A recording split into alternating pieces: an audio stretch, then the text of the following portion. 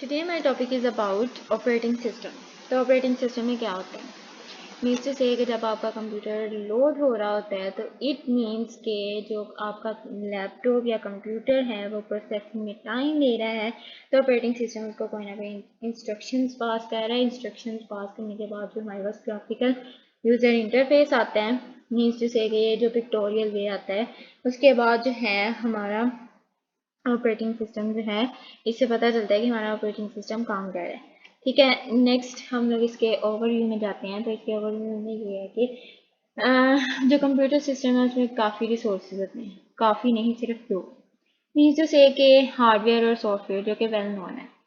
ठीक है, वो हम लोग प्राइमरी क्लास से भी पढ़ते आ रहे हैं कि जो कंप्यूटर के दो कंपोनेंट्स हैं, हार्डवेयर और सॉफ्टवेयर, वो कंप्यूटर के रिसोर्सेज हैं, ABCD की तरह।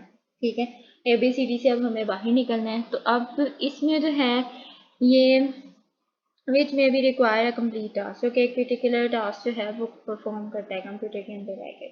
ठीक है, देन उसके बाद आ जाता है कि the commonly required resources input output devices, memory, files, storage, ये सारी कॉमन बातें जो हमने अपने बचपन में पढ़ी हुई हैं। ठीक है, अब जो है यहाँ पर आता है मेन क्राइटेरिया कि हमारे पास दो कंपोनेंट्स होते हैं सॉफ्टवेयर के, application software and system software. ठीक है, उसके बाद हम लोगों ने क्या करना है कि इसकी डेफिनेशन बनाना है कि इसकी डेफिनेशन आखिर काम कैसे करती है, जैसे कि है क्या। अब a program that acts as an intermediary between a user of a computer and the computer hardware, means to say कि ये ऐसे एक्ट करता है कि अब जो मैं कंप्यूटर यूज़ कर रही हूँ या कंप्यूटर का हार्डवेयर जो है वो इस तरह से जो दोनों मिक्सअप होकर जो प्रोग्राम करेंगे, उस चीज़ को हम लोग कहेंगे ऑपरेटिंग सिस्टम। ठीक है, ऊपर से गुजर गई है। मीन्स जो से अब मैं इसको कोई कमांड दे रही हूँ रन करने के लिए, तो वो जब रन कर देता है तो इट मीन्स कि ये ऑपरेटिंग की तरह काम कर रहा है। ठीक है, अब इसमें यह है कि all computers and computer like devices have operating systems. ठीक है, including your laptops, desktops, smartphone, smart watch, जो भी डिवाइस है वो जो है वो कंप्यूटर की तरह काम करे, उस चीज़ को, उसके अंदर जो काम हो रहा होता है उस चीज़ को हम लोग ऑपरेटिंग सिस्टम कहते हैं। ठीक है, नेक्स्ट आ जाता है हमारे पास ऑपरेटिंग सिस्टम कि इसकी जो टर्म्स है ना, टेक्निकल टर्म्स ऑपरेटिंग सिस्टम की, वो ये है कि अच्छे तरीके से इस चीज़ को मैनेज करवाता है और जो इसके रिसोर्सेज हैं उसको भी इंटरनली बहुत अच्छे तरीके से मैनेज कर लेता है। तो इसके रिसोर्सेज क्या हैं? Processor, memory, storage, input output devices. ठीक है, उसके बाद हमारे पास एक वेल नोन जो है ये लिनक्स का फॉर्मेट है, वो है रेड हैट। ये आप लोग गूगल कर लीजिएगा।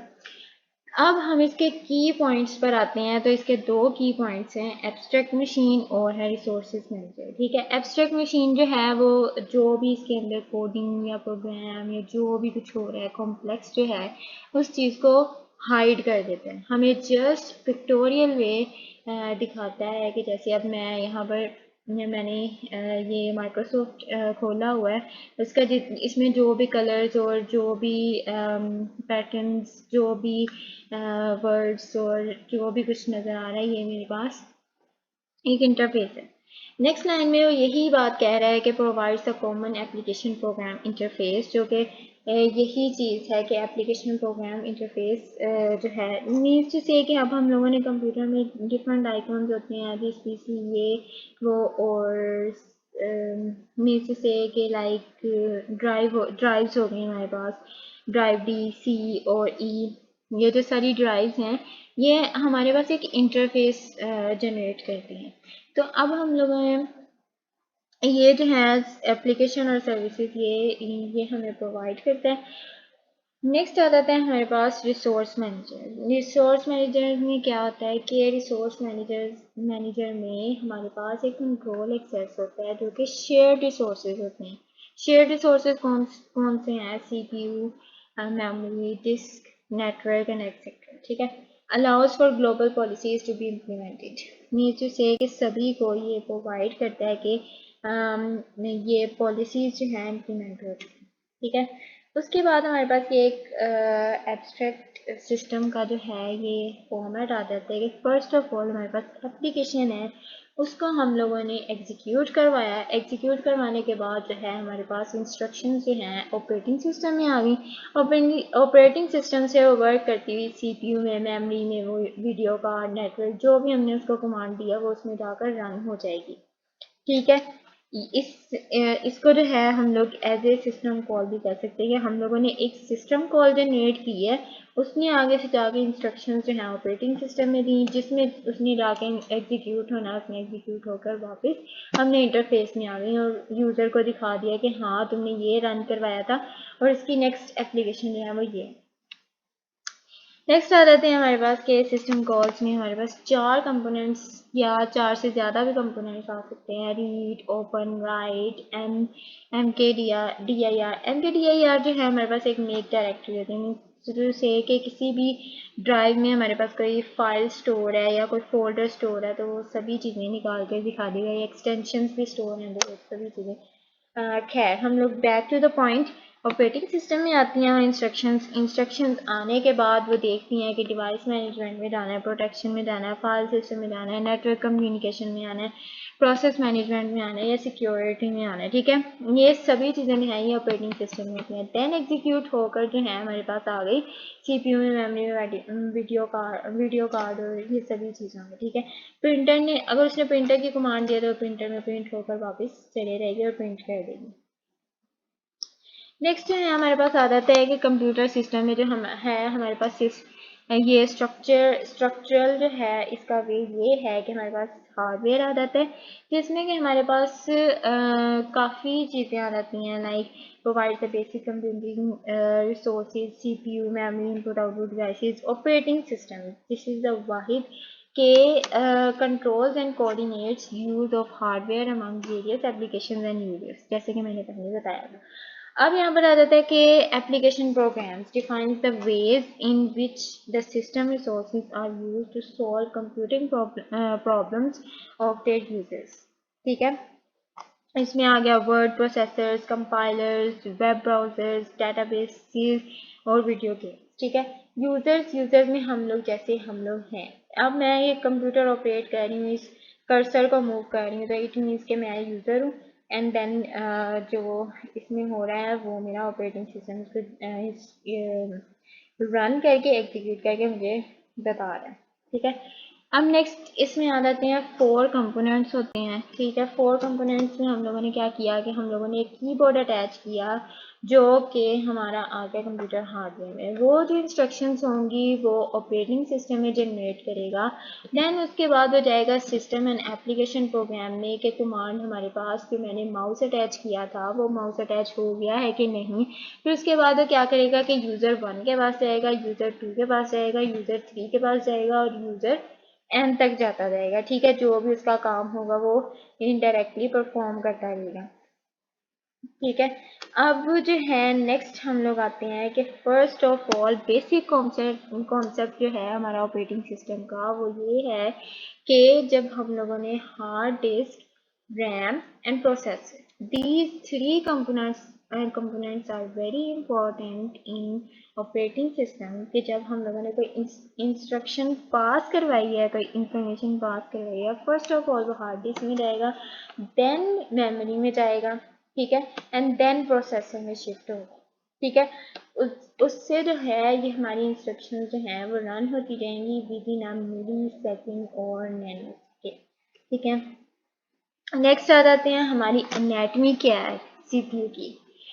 सीपीयू में हमारे पास आ जाता है प्रोग्राम काउंटर जो कि मेमोरी के एड्रेस को अगली इंस्ट्रक्शन तक भेजता है। ठीक है, उसके बाद आ जाता है इंस्ट्रक्शन रजिस्टर। ये क्या करता है कि इंस्ट्रक्शन को जो है करंटली होल्ड करके रखता है और फिर उसको एग्जीक्यूट होने के लिए भेज देता है। ठीक है, उसके बाद आ जाता है हमारा general register.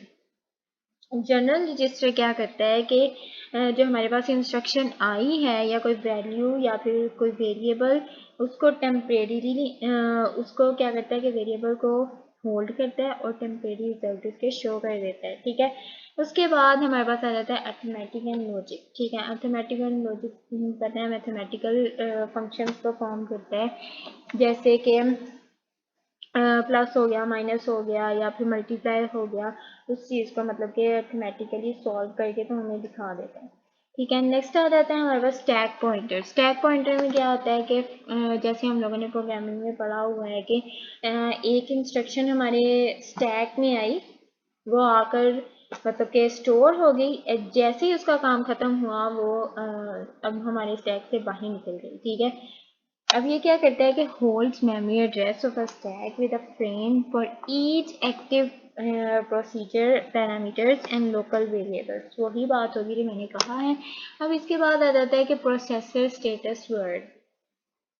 Processor status word में क्या आता है कि कंटेन वेरियस कंट्रोल बिट्स, जो कि काफ़ी किस्म की जो है वो बिट्स को कंट्रोल करता है, इंक्लूडिंग द मोड बिट, जो कि मोड बिट को भी इन्वॉल्व करता है, विच determines whether the privileged instructions can be executed। privileged instructions क्या होती हैं कि जो हम लोगों ने कोई भी अगर हार्डवेयर अटैच किया है अपने कंप्यूटर के साथ तो वो privileged instructions जो हैं वो एग्जीक्यूट करवाती। ठीक है, और उसके बाद आ जाते हैं memory address register.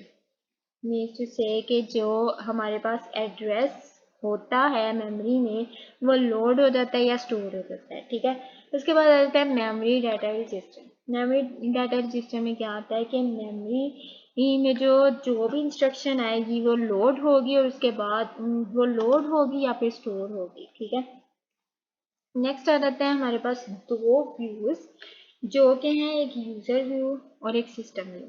Means to say कि जैसे अब मैं यूजर व्यू हूँ और ये जो कंप्यूटर है, कंप्यूटर ये सिस्टम व्यू है। ठीक है, अब नेक्स्ट हम लोग इसमें देखते हैं कि हमारे पास यूजर व्यू में क्या क्या इंस्ट्रक्शंस आती हैं। तो इसमें है कि the user view of the computer refers to the interface being used.